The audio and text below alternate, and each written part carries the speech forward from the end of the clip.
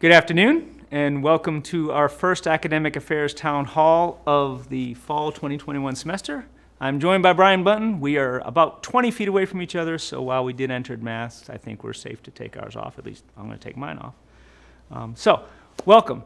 We will take any questions you have, and you probably know how to do this, but if you'll go to the YouTube comment area, Brian is monitoring those comments, and he will feed me questions. So part of Brian's function here is both he will speak to some questions based on his position as chair of our faculty senate, but also if he sees 5 or 6 or even 3 very similar questions, he may bundle them together and paraphrase them so we can get to as many questions as possible.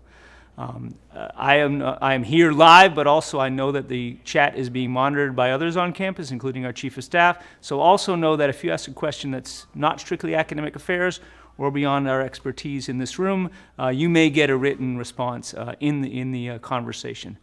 Also know that this is being taped and can be viewed after it's live. So if you are one of those people who had a conflict right here at 4:30, or if you have to leave early, or if you're monitoring this from your car and you're worried about interruption, please know that this link will remain active and you can look at it later. Although, of course, you won't be able to ask live questions if you look at it when it's no longer live.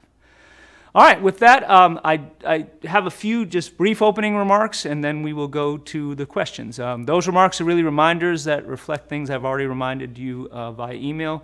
Please make time for the many activities coming up over the next few days. I know that there's a Senate meeting tomorrow, but some of you may still be available to help with move-in and be part of the Shanta crew. I want to emphasize that having been in the Shanti crew many times myself, when parents drop their students off and they are greeted not just by a handful of designated movers, but by staff and faculty and people of the coastal community, it really starts their move-in experience off on the right foot. I think it also sends a lovely message to say that housing is part of the university community, and the university community supports our students in housing. So if you are able to, I don't think it's too late to reach out and be part of Shanta Crew, and I hope that someone from housing, maybe Steve Harrison's monitoring this, can put some more information in the comments. Secondly, please note that Monday morning we will have our 2 events kind of combined. We will have a university convocation, which will be led by the president, and then we will transition from that into the general faculty meeting. At that general faculty meeting, we will have a COVID situation update from Carissa in Emergency Management, giving you the state of matters as best we know them based on the data we've gotten both locally and from DHEC. From that, we will move into a more customary academic meeting with some announcements. And of course, our Senate President may have some business regarding the Faculty Senate. After that event, of course, we will be moving out into, hopefully, the park if the weather's nice. It could be in the Student Center lobby in that rotunda area for lunch. So hopefully that's a nice way to reconnect if you haven't seen some of your colleagues in a while. And then moving to Tuesday, please note there have been some changes in first year convocation. The most exciting of which for us as faculty, assuming I'm talking to faculty, although I'm sure some staff have tuned in, will be we're going to form the gauntlet symbolically to let students enter Brooks Stadium surrounded by the applause of their instructors, their professors, their faculty. The students will be on the football field getting their class picture, and then those who come to Brooks Stadium, the faculty and staff who are present for the gauntlet, please join me in the West Zone for a reception. So I ask that faculty and anybody else, staff of course, are always welcome to please assemble outside Brooks Stadium at 5. We want to form that gauntlet. We're going to try to tell the students what the gauntlet is in HTC Center. The students will march from HTC Center over to the football stadium about 4:50. I mean, the timing's going to be a little tight. We're going to get them from the basketball arena to the football stadium. They will enter the football stadium to your applause. And then, of course, what we're hoping for symmetry's sake is that 4 years later, they will walk out of that same football stadium to your applause because they have the degree. So that is my expectation for faculty participation in the convocation. for various reasons, including space, we are not processing the faculty into the convocation.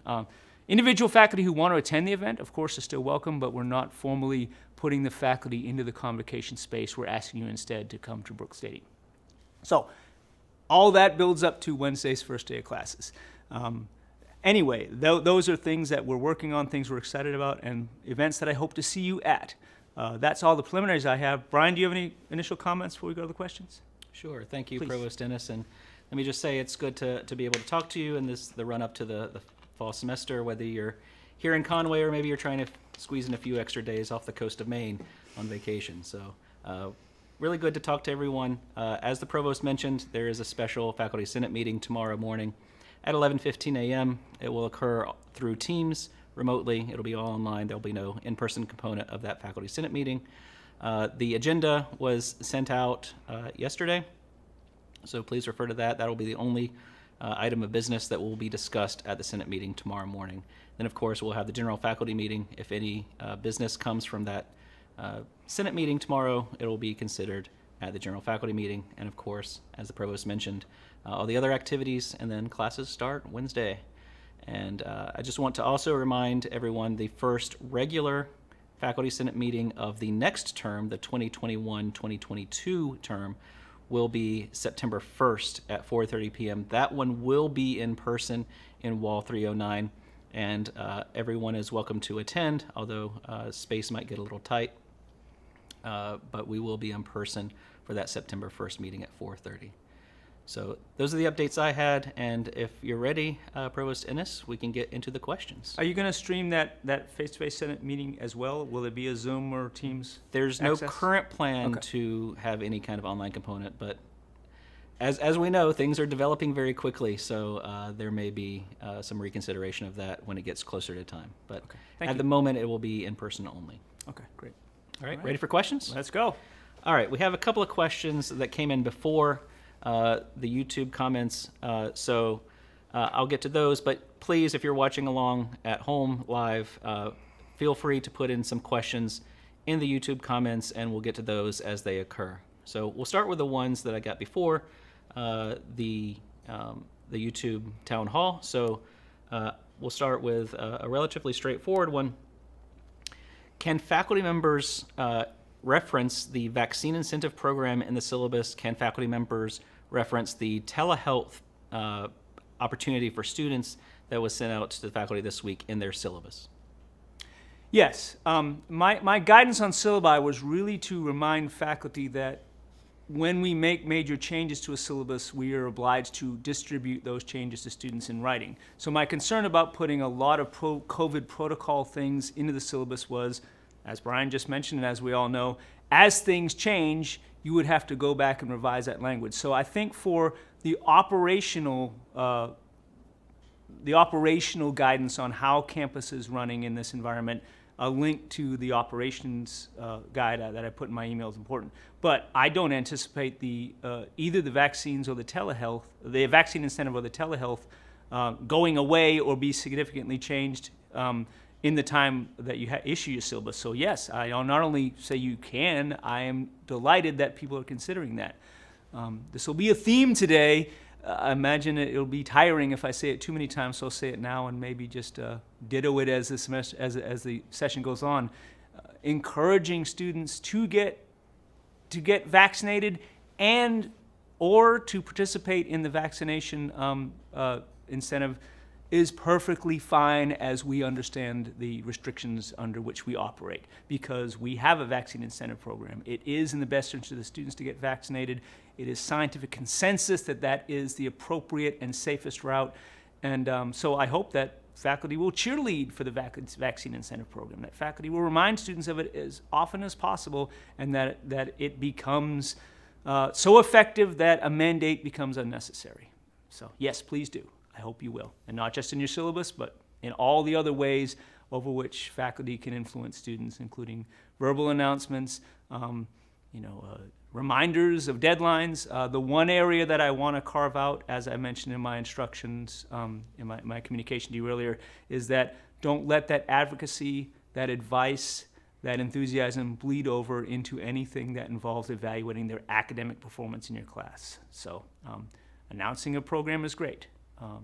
Announcing that program and inventing your own internal incentive program based on your academic activity would not be advisable.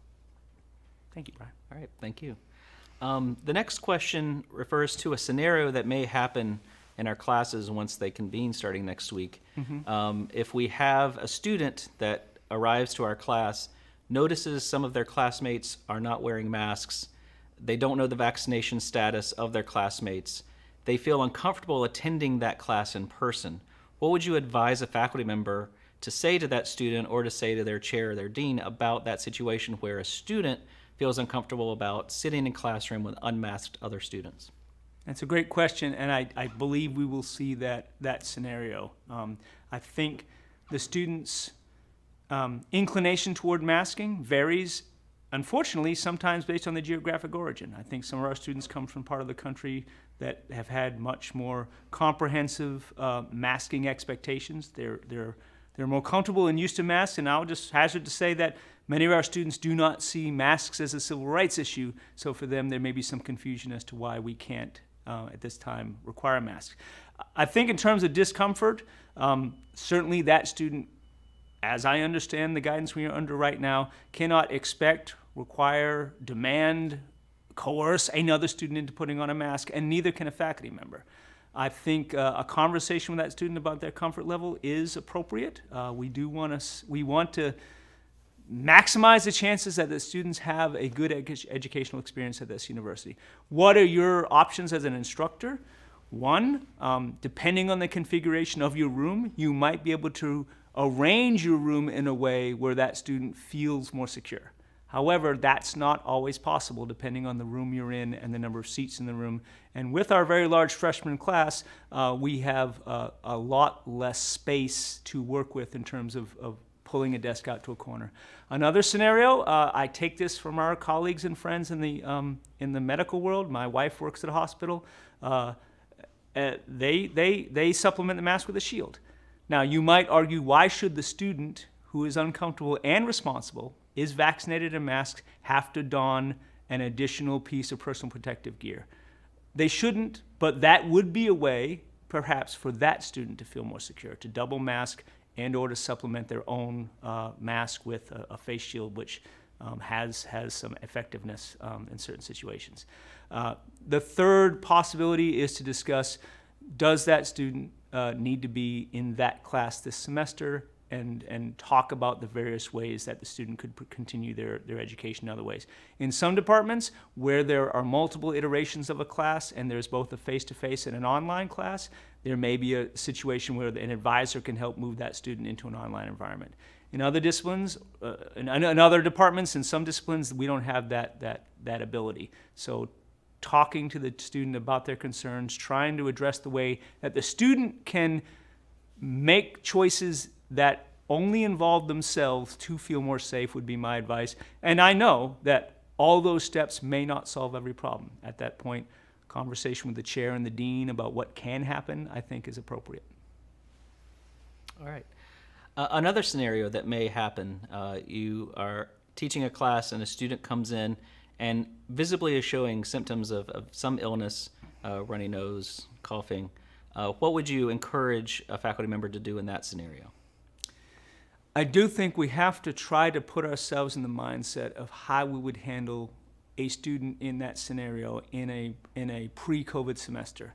And I think I know that we can trust our colleagues to, in a non-confrontational and supportive way, point out, hey, you look like maybe you could use a visit to the student health center. Can I help you get there? I think many of us have done that over the years. And of course, that gesture was not fraught as it is right now with fears of somehow stepping over some invisible ideological line. I think you can counsel students that they have telehealth and they have student medical resources available. I do not think, and I will go ahead and say, not just think, it would not be appropriate for you to dismiss the student from class against their will, or to dismiss your entire class because you perceive that student's symptoms by your amateur diagnosis represent a potential COVID development. That's not our role. I would say that most students, I believe, I trust, will understand that when you ask them to go access our medical resources, you're doing so because you're concerned for their well-being. All right, thank you very much. Office hours has been something that's been discussed, I know, in my department meetings so far. Are faculty members, do they have the freedom to say that they will not have any in-person office hours and will have office hours completely online? So by the faculty manual, office hour policy resides at the dean level. And the deans and I had a great discussion Wednesday morning about this. I reminded the deans that that is explicitly in the faculty manual defined as a dean role, that each college can have its own office hours. It follows to me then that an individual faculty member would not promulgate a separate office hour policy or an office hour policy that conflicts with the college office hour policy. Having said that, I'll tell you, and Brian and I chatted about this before, as we assessed the student experience in 2021, and as we surveyed them and got feedback about their experience, of course, a great deal of that feedback was negative. They were not happy. They understood the necessity of the way we arranged academic affairs in the last year. They got it, but they certainly were vocal about the parts that they did not like the most. One of the things, the silver lining, if you will, that came out of last year was students were overwhelmingly positive about online office hours. I mean, it was quite astounding, and I should have Jim. Jim may have that data in front of him, but I certainly can distribute that data. Maybe I'll bring it to a Senate meeting. Probably not tomorrow's Senate meeting, since it's one agenda item. But I'll say that was a great affirmation that the students recognized that accessing their faculty member, the faculty member being in the office probably, but the student being at home, the student being in their car, the student being in a 15-minute break at their work was quite a positive. So I'll say that while I would adhere to the faculty manual and remind the deans that they should promulgate a clear office hour policy, I see no conflict and no detriment to the students to holding office hours in an online environment, especially in a scenario where the faculty member is present in their office and thus accessible to some students that want to be face-to-face, but simultaneously opening up a Zoom channel that they keep open for the duration of their office hours.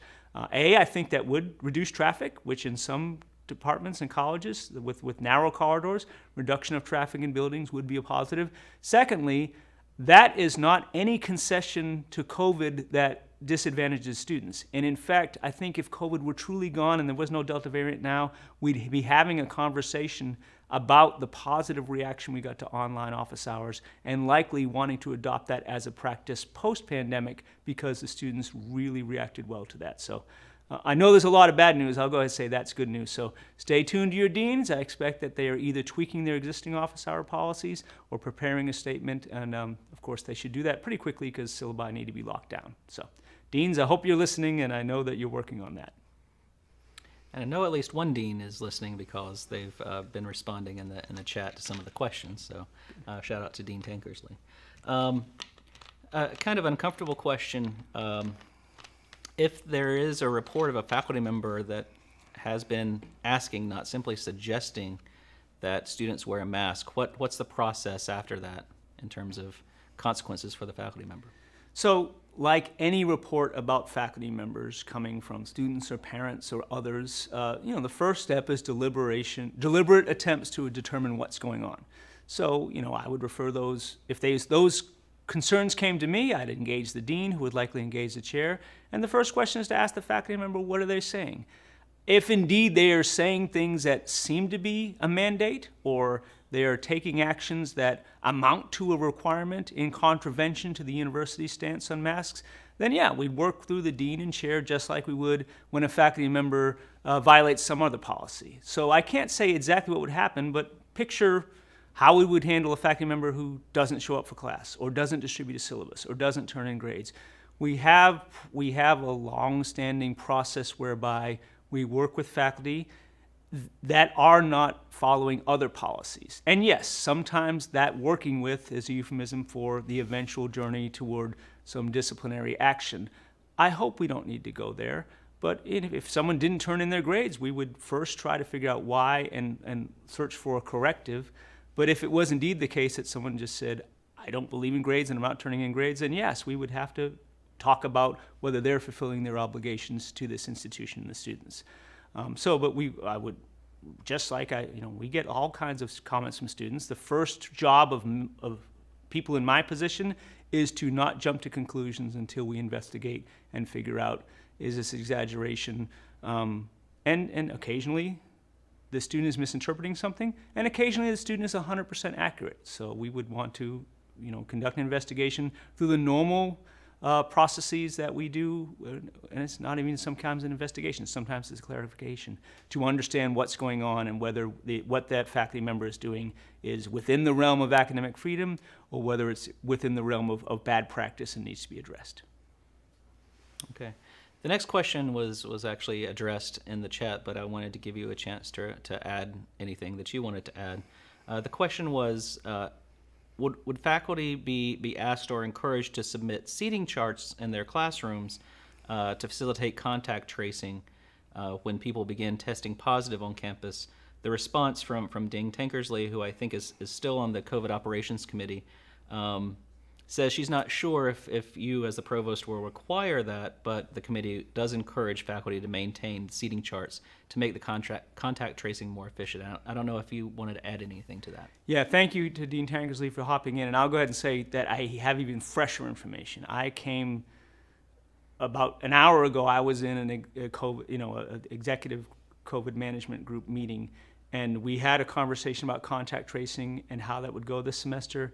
And one of the things that we discussed and that was brought to my attention was the challenges of contact tracing when the definition of a close contact requires the contact tracer to determine proximity. So I regret that I didn't anticipate this last week and add it to my instructional guidance. I'm adding it now verbally, and I will put it out in writing in an email.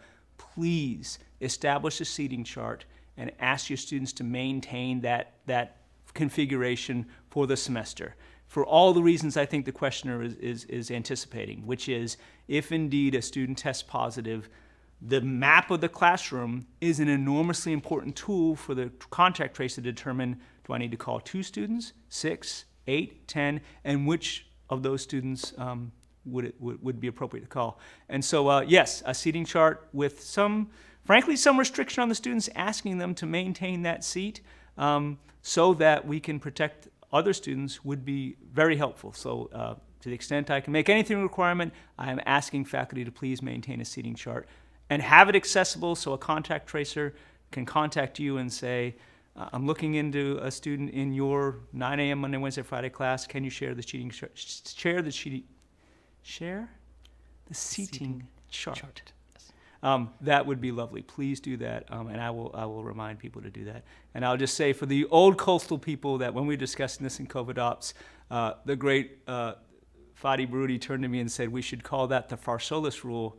Those of us in Edwards College will remember that Jim Farsolis was now retired, vehement about having a seating chart and maintaining a seating chart, and so in his honor, we should call this the Farsolis guidance, and please keep that seating chart. As a follow-up to sharing seating charts, how much wood would a woodchuck chuck if a woodchuck could chuck wood? Yeah, you got me, man. Yeah. Actually, a woodchuck all the way to could chuck if a woodchuck could chuck wood. Hey, Brian. Look at that. Sorry, had to show off.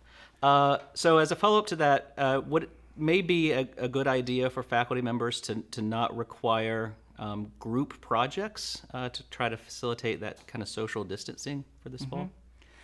Well, here's what I'll say. We know what we can't do. We also, and I hope I've hit this theme in my instructional guidance to you, we also have a great deal we can do. So indeed, making adjustments to your pedagogy in response to these conditions is not forbidden and cannot be forbidden, as I understand it, by some kind of proviso or law, except to the extent that we have been informed regarding masks and vaccination. So yes, I think a common sense look at what you do in your class and creative thinking about how you can achieve the same academic outcomes with different methods is something we should always be doing. And in this case, if one of the factors is this activity does put students in a very tight situation where they will all automatically become close contacts, I can accomplish the learning outcome of this particular assignment in a different way, that is great. That's what we want. That's the kind of thinking that might help keep our caseload down and still keep us face-to-face and operating. So I love that. I'm glad. I don't know who put that comment in. Thank you. I hope many people saw that comment. And even at this late date, if you look at your syllabus and you have assignments that you can adjust to make our students and yourselves and our staff and the families and friends of our staff safe, please do. I think that's the right way to act in this environment. As an actual follow-up to that, I think it bears repeating because I know you've said this before, but if difficulties arise in the classroom, are faculty members empowered to change the modality of their class going from in-person to Zoom only during the semester? No, not individually as a unilateral decision by the faculty member. Are there going to be occasions for all kinds of reasons where we might have to discuss a modality change? 20 people in the class and 18 go into quarantine, something like that? Have a conversation with your chair and dean. Any conversations about modality change will have to have some discussion with the chair and dean, and they should be rare, assuming that the other measures we take will keep our caseload low. So no, an individual faculty member should not and cannot simply declare, I'm uncomfortable, you're uncomfortable, we're all going online. Any more than a faculty member teaching an online class could say, you know what, I'm tired of Moodle, we're all going to be face-to-face tomorrow, I'll see you in this classroom. We have told the students the locality and modality of their classes, and we should honor that. Okay. Another question that's been addressed in the chat about the COVID dashboard. How will that be updated? How will we know the numbers? I believe that Vice President Overton said that they will announce information about the COVID dashboard tomorrow. Yeah. And But following up on that, do we know currently how many faculty, staff, students are vaccinated? Well, we can't know that. As we cannot require students to report their vaccination status, here's what we can know. We can know how many students submit their vaccination information as part of the incentives.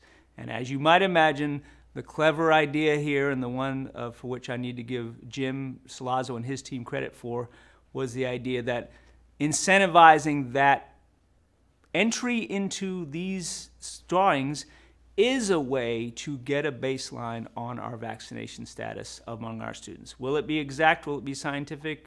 Will it pass muster from someone trying to use this data to publish an article on COVID and vaccination? Probably not, but it's the best we can do under the restrictions we have. I believe there's 1,400 records already entered, so at some point they'll peak and we will be able to guess what that number is going to be.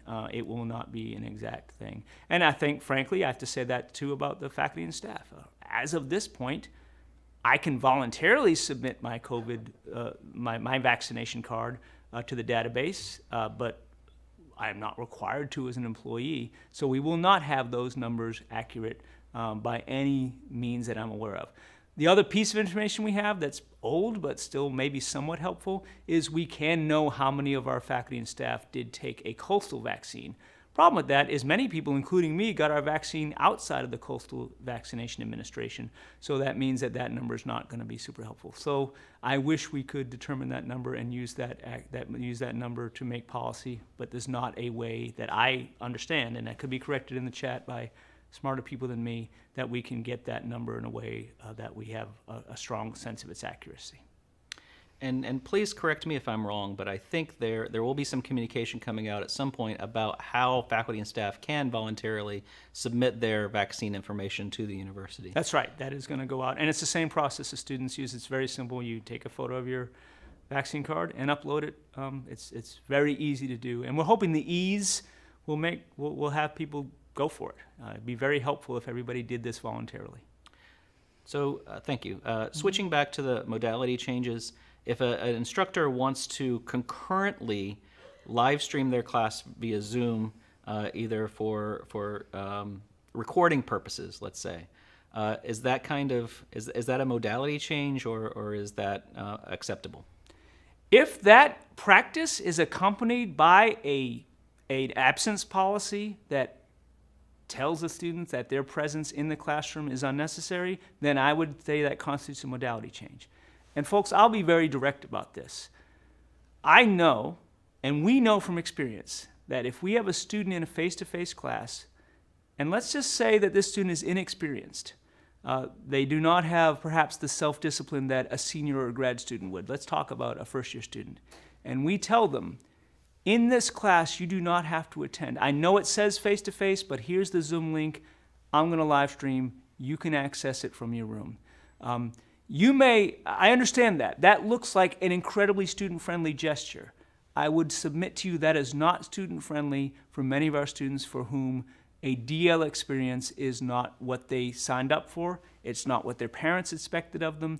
And we know from last year that some of them are not really ready for the level of self-discipline it takes to engage a primarily DL class without a lot of scaffolding. And a lot of that scaffolding that we put in place last year will not be there. Pass-fail in the spring of 20, late drop dates in the fall of 20, those pieces that we used to cushion and buffer what we knew were potentially negative effects of students being in all online classes or mostly online classes without a lot of experience with DL pedagogy, and with some faculty who still were new to the practices of teaching online. That scaffolding isn't there. So I would submit that if you have a face-to-face class, your attendance policy should expect the student to be present. Now, if you meet that expectation, that you communicate that the student is absent if they are not in the classroom for your face-to-face class at the time and place appointed on WebAdvisor, and you're offering that stream as a recording, as a supplement, as a study aid for post-class consumption, I love that idea. I just don't like the idea that you'll be simulcasting your lecture and inviting students to be absent from the space where their class is scheduled to take place. I do think that the combination of offering that and changing or adopting an attendance policy that absolves the student of responsibility of being physically present in the classroom would be a modality change and would not be appropriate. Okay. And back to an issue that we've talked about a little bit. So I'm going to read this question verbatim to make sure that I get the wording right. If a faculty member feels that being in class with unmasked students poses an unacceptable risk to themselves or to their family members, can that faculty member request accommodations, for example, teaching in an alternative format? Now, if we're talking about the unacceptable risk as related to a pre-existing medical condition or something like that, obviously I'm not the right person to answer this, and I would refer the individual to Human Resources, where they can, through the federal laws and labor laws and policies of South Carolina, adjudicate that need.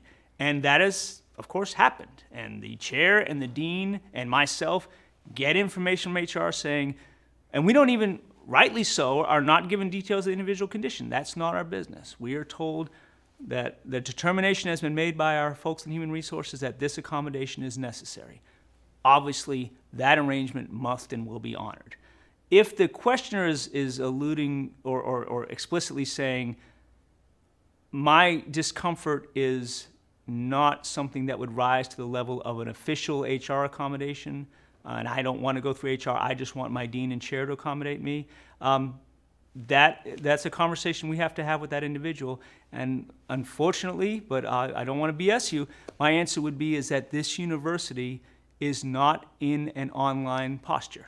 So if an individual has a class assignment that they cannot fulfill, we have to talk about whether this is the right place for them to be right now at this point in their career. And I'm sorry to put it in those terms, but the individual subjective assessment of safety is not a guidance to how we can arrange the classes that we offer our students.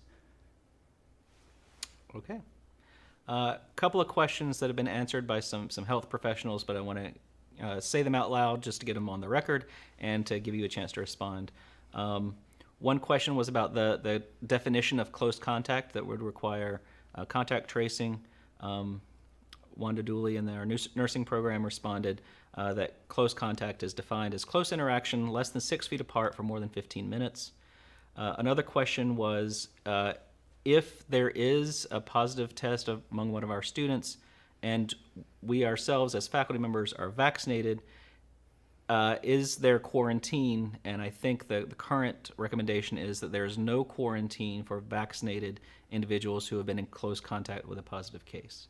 So I just wanted to Let me just add one slight edit to Professor Dooley's comment. If you look at the CDC guidance, individuals who are vaccinated are not considered close contacts.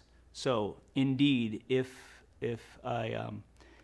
contact tracing is occurring and a student is called and they are vaccinated and they confirm their vaccination status, then they are taken off the close contact list and would not be put in isolation or quarantine. Now, let's also be clear, that vaccinated student could still develop a breakthrough case, at which point they would enter the contact tracing protocol. But the CDC is explicit that a vaccinated individual is not considered a close contact, even if they're within that sort of 6-foot penumbra and had more than 50 minutes exposure. So slight addition to what Professor Dooley just said.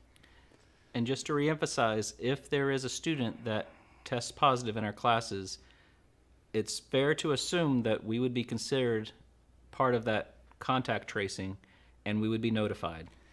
Is that?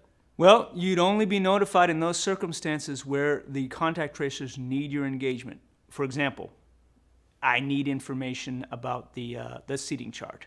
But if the student is, as I understand it, and I hope that anybody monitoring this can adjust and amend if I speak inaccurately, if the contact tracing can be conducted without contact with the faculty member, and the faculty member themselves is not considered a close contact, it is not necessarily the case that the faculty member will get a message saying you had a COVID case in your classroom.